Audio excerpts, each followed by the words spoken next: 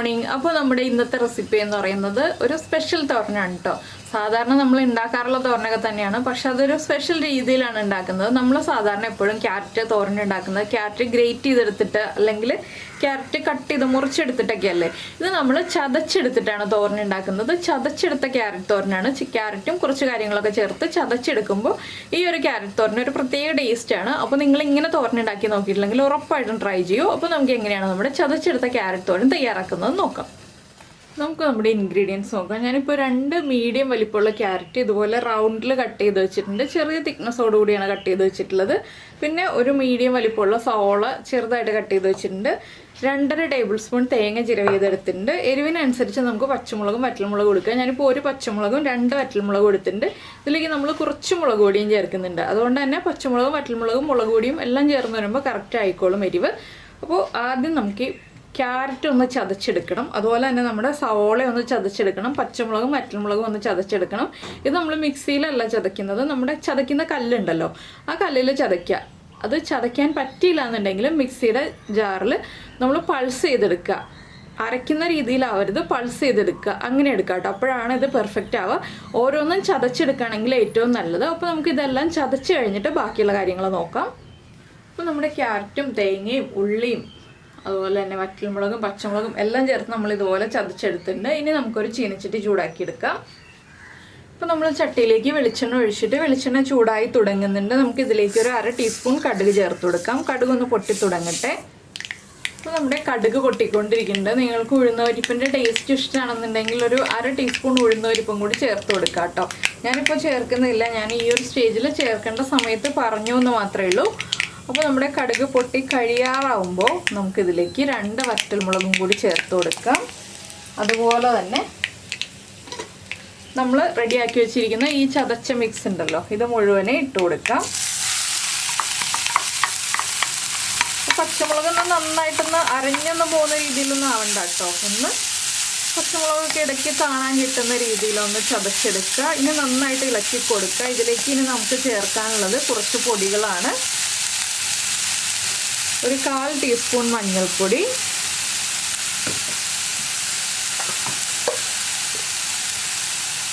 1/4 teaspoon Kashmiri chilli powder. നമ്മൾ എരിവിനായിട്ട് വറ്റൽമുളകും പച്ചമുളകും ചേർത്തതുകൊണ്ടാണ് ഞാനിപ്പോൾ 1/4 ടീസ്പൂൺ മാത്രം കാശ്മീരി ചില്ലി പൗഡർ ചേർത്തത്. ഇനി നന്നായിട്ട് ഇളക്കി മിക്സ് ചെയ്യുക. ക്യാരറ്റിൻ്റെ പീസ് വലുതായിട്ടാണ് നിങ്ങൾ ചതച്ചെടുത്തിരിക്കുന്നതെന്നുണ്ടെങ്കിൽ, തീരെ ചെറുതായിട്ടല്ലാന്നുണ്ടെങ്കിൽ കുറച്ച് വെള്ളം തളിച്ചിട്ട് അടച്ചു വെച്ച് വേവിക്കാം. ഞാനിപ്പോൾ ചെറുതായിട്ട് ചതച്ചെടുത്തിട്ടുള്ളത് കൊണ്ട് വെള്ളമൊന്നും തളിച്ചു കൊടുക്കുന്നില്ല. തനിയെ അത് ആവിയിൽ കുക്കായി വന്നോളും. ഇനി നമുക്ക് കറിവേപ്പിലയും കൂടി ചേർക്കാം. പിന്നെ ഇതിലേക്ക് മുട്ട ചേർക്കണം എന്നുണ്ടെങ്കിൽ മുട്ട ചേർക്കാം കേട്ടോ. അത് ഏത് സ്റ്റേജിലാണെന്നുള്ളത് ഞാൻ പറയാം. ഇപ്പോഴൊന്നും മുട്ട ചേർക്കരുത്. നമ്മുടെ ക്യാരറ്റൊക്കെ കുക്കായി കഴിഞ്ഞിട്ട് മുട്ടയും കൂടി ചേർക്കണം എന്നുണ്ടെങ്കിൽ ചേർത്ത് കൊടുക്കുക. അപ്പോൾ എന്താണെന്ന് വെച്ചാൽ നോൺ വെജിറ്റേറിയൻസിന് മുട്ട ഇഷ്ടപ്പെടുന്ന ആളുകൾക്ക് നന്നായിട്ട് ഇഷ്ടപ്പെടും ഈ ഒരു ചതച്ചെടുത്ത ഈ ഒരു ക്യാരറ്റ് തോരൻ്റെ കൂടെ മുട്ടയും കൂടി ചേർക്കുന്നത്. ഇനി നമുക്ക് ലോ ഫ്ലെയിമിൽ അടച്ചു വെച്ചിട്ട് ഒരു 8 മിനിറ്റ് 9 മിനിറ്റൊക്കെ ടൈം എടുത്തിട്ടുണ്ടെങ്കിൽ കുക്കായി കിട്ടും. അത് നമ്മൾ ചതച്ചെടുക്കുന്ന പീസിൻ്റെ വലിപ്പം അനുസരിച്ചിരിക്കും കുക്കായി കിട്ടുന്ന ടൈം. അപ്പോൾ നമുക്കിത് എല്ലാം ഒരുമിച്ചാക്കി വെച്ചിട്ട് ഒന്ന് കുക്കായി വരുമ്പോൾ ഉപ്പ് ചേർത്ത് കൊടുക്കാം. ഇപ്പോൾ ഉപ്പ് ചേർക്കണ്ട. അപ്പോൾ നമ്മൾ ക്യാരറ്റ് അടച്ചു വെച്ചിട്ട് ഒരു 2-3 മിനിറ്റ് ആയി. നമുക്കൊന്ന് തുറക്കാം. ഇനി ഇതിലേക്ക് ഉപ്പ് ചേർത്ത് കൊടുക്കാം.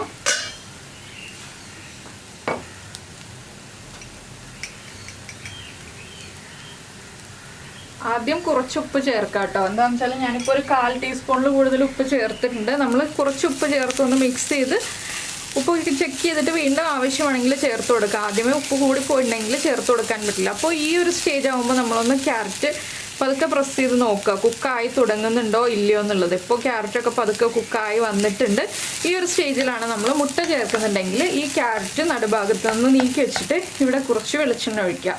അതിനുശേഷം മുട്ട ഉപ്പ് ചേർത്ത് മിക്സ് ചെയ്തതിന് ശേഷം മാത്രം ആഡ് ചെയ്ത് കൊടുക്കുക. അങ്ങനെ മുട്ടയൊന്ന് കുക്കായി വന്നു കഴിയുമ്പോൾ എല്ലാം ചേർത്ത് ഇളക്കി മിക്സ് ചെയ്തിട്ടുണ്ടെങ്കിൽ നമ്മുടെ ക്യാരറ്റ് മുട്ട തോരൻ റെഡിയാവും. അതിൻ്റെ റെസിപ്പി ഞാൻ നേരത്തെ ചെയ്തിട്ടുണ്ട്. ഞാനിങ്ങനെ ചതച്ച് വെച്ചിരിക്കുന്ന ക്യാരറ്റ് ചേർത്തിട്ട് മുട്ടത്തോരൻ റെഡിയാക്കുന്ന കാര്യം പറഞ്ഞു തന്നേ ഉള്ളൂ. അപ്പോൾ നിങ്ങളിനി ഉപ്പ് ചേർത്ത് ഇളക്കി മിക്സ് ചെയ്തിട്ട് അടച്ചു വെക്കേണ്ട ആവശ്യമില്ല. തുറന്ന് വെച്ചിട്ട് തന്നെ നന്നായിട്ടൊന്ന് ഇളക്കി മിക്സ് ചെയ്ത് ഇളക്കി കൊടുക്കുക.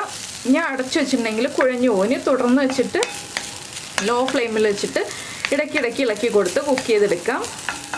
അപ്പോൾ ഇതൊക്കെ വളരെ സിമ്പിളായിട്ടുള്ള റെസിപ്പികളാണ് കേട്ടോ. നമുക്ക് ഏറ്റവും ഈസി ആയിട്ട് ക്യാരറ്റ് ഗ്രേറ്റ് ചെയ്തെടുത്തിട്ട് കഴിക്കുന്നതിന് ഇഷ്ടമല്ലാത്ത ആളുകളൊക്കെ ഉണ്ടെങ്കിൽ അപ്പോൾ ഇതുപോലെ ക്യാരറ്റ് ചതച്ചെടുത്തിട്ടോ അല്ലെങ്കിൽ മിക്സിയിലൊന്ന് പൾസ് ചെയ്തെടുത്തിട്ടോ ഒക്കെ തോരൻ റെഡിയാക്കിയിട്ട് ക്യാരറ്റ് കടിക്കാൻ കിട്ടണം എന്നുള്ള ആളുകളൊക്കെ ഗ്രേറ്റ് ചെയ്തെടുക്കുമ്പോൾ വല്ലാതെ അങ്ങോട്ട് കുഴഞ്ഞു പോവില്ല. അപ്പോൾ ക്യാരറ്റ് ഇടയ്ക്ക് കടിക്കാൻ കിട്ടണം എന്നുണ്ടെങ്കിൽ ഇതുപോലെ ഒന്ന് ചതച്ചെല്ലാം ചേർത്ത് ചതച്ചെടുത്തിട്ട് തോരനുണ്ടാക്കി കഴിക്കും. ഇതിനൊരു പ്രത്യേക ടേസ്റ്റാണ്.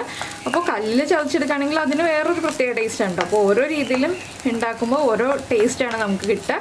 പിന്നെ മൺചട്ടിയിൽ ഈ ഒരു തോരൻ ഉണ്ടാക്കുകയാണെങ്കിൽ കൂടുതൽ ടേസ്റ്റ് ആയിരിക്കും. പക്ഷേ മൺചട്ടി ആകുമ്പോൾ കരിയാൻ സാധ്യത കൂടുതലാണ്. അതും കൂടി നമ്മളൊന്ന് പ്രത്യേകം ശ്രദ്ധിക്കണം. എപ്പോഴും വേവിക്കുമ്പോൾ ഇതുപോലെ ഒരുമിച്ച് ആക്കി വെച്ചിട്ട് വേവിക്കുകയും ചെയ്യാം. അപ്പോൾ ക്യാരറ്റ് ഒന്ന് നന്നായിട്ട് കുക്കായി വരട്ടെ. അപ്പോൾ നമ്മുടെ ചതച്ചെടുത്ത ക്യാരറ്റ് തോരൻ റെഡി ആയിക്കഴിഞ്ഞു. അപ്പോൾ നിങ്ങൾ ഇതുപോലെ റെസിപ്പി ട്രൈ ചെയ്തിട്ടില്ലെങ്കിൽ ഉറപ്പായിട്ടും ട്രൈ ചെയ്യൂ കേട്ടോ.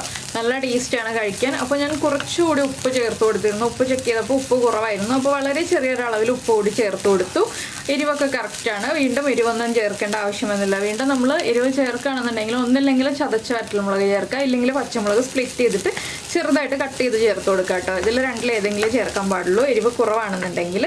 അപ്പോൾ എല്ലാവരും ഈ റെസിപ്പി ഒന്ന് ട്രൈ ചെയ്ത് നോക്കുക. നിങ്ങൾക്ക് എന്തായാലും ഉറപ്പായിട്ട് ഇഷ്ടമാവും. അപ്പോൾ ഉണ്ടാക്കി നോക്കിയിട്ട് ഇഷ്ടമായി കഴിഞ്ഞിട്ടുണ്ടെങ്കിൽ നമ്മുടെ വീഡിയോയുടെ താഴെ ഒന്ന് കമൻറ്റ് ചെയ്യാൻ മറന്നു പോകരുത് കേട്ടോ. അതുപോലെ തന്നെ നിങ്ങൾക്ക് ഇഷ്ടപ്പെട്ട റെസിപ്പികളൊക്കെ ഒന്ന് ലൈക്ക് ചെയ്യാനും കൂടി മറന്നു പോകരുത്. അപ്പോൾ ഇങ്ങനെ ഒന്ന് ഡ്രൈ ആക്കി എടുക്കുക. അപ്പോഴാണ് കൂടുതൽ ടേസ്റ്റ് ഉണ്ടാവുക. കുഴഞ്ഞിരിക്കുന്നതിനേക്കാൾ കുറച്ചിങ്ങനെ ഒന്ന് സ്പ്രെഡ് ചെയ്തിട്ട് ഡ്രൈ ആക്കി എടുക്കുമ്പോഴാണ് കൂടുതൽ ടേസ്റ്റ് ഉണ്ടാവുക. പിന്നെ ഇത് ഗ്രേറ്റ് ചെയ്തെടുത്തല്ലാത്തതുകൊണ്ട് ഒരുപാട് അങ്ങോട്ട് കുഴഞ്ഞു പോവില്ല. അപ്പോൾ എല്ലാവരും ട്രൈ ചെയ്ത് നോക്കിയിട്ട് ഫീഡ്ബാക്ക് ഒക്കെ അറിയിക്കുമല്ലോ.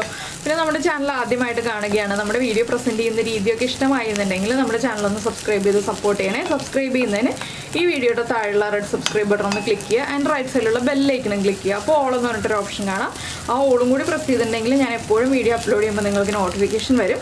പിന്നെ ഒരു കാര്യം പറയാനുള്ളത് എന്താണെന്ന് വെച്ചാൽ, ഞാൻ ആദ്യമേ പറയാതിരുന്നതാണ് ഉള്ളി എന്നുള്ള കാര്യം. ഈ സവോളയ്ക്ക് പകരം ഉള്ളി ചേർക്കുകയാണെങ്കിൽ ഒരു 6-7 ഉള്ളി ചേർക്കുകയാണെങ്കിൽ കൂടുതൽ ടേസ്റ്റ് ആയിരിക്കും കേട്ടോ. പക്ഷേ എല്ലാവർക്കും ഉള്ളി നന്നാക്കി എടുക്കാനുള്ള മടി കൊണ്ടാണ് ഞാൻ ഉള്ളിയുടെ കാര്യം ആദ്യമേ പറയാതെ അവസാനം പറയുന്നത്. അപ്പോൾ നിങ്ങൾ ഉള്ളി നന്നാക്കി എടുക്കാൻ മടിയില്ലാത്ത ആരെങ്കിലും ആണെങ്കിലെന്നുണ്ടെങ്കിൽ ഒന്ന് ഉള്ളി ചേർത്തിട്ട് ഈ ഒരു തോരൻ ഉണ്ടാക്കി നോക്കൂ. അതിന് ആ ഒരു ഉള്ളിയുടേതായിട്ടുള്ള ടേസ്റ്റും കൂടി വരുമ്പോൾ കൂടുതൽ നല്ലൊരു ടേസ്റ്റ് കിട്ടും. അപ്പോൾ ഉള്ളി ചേർത്തിട്ടാണോ ഉള്ളി ചേർക്കാതെയാണോ തോരൻ ഉണ്ടാക്കിയതെന്നൊക്കെ ഒന്ന് കമൻറ്റ് ചെയ്യണേ.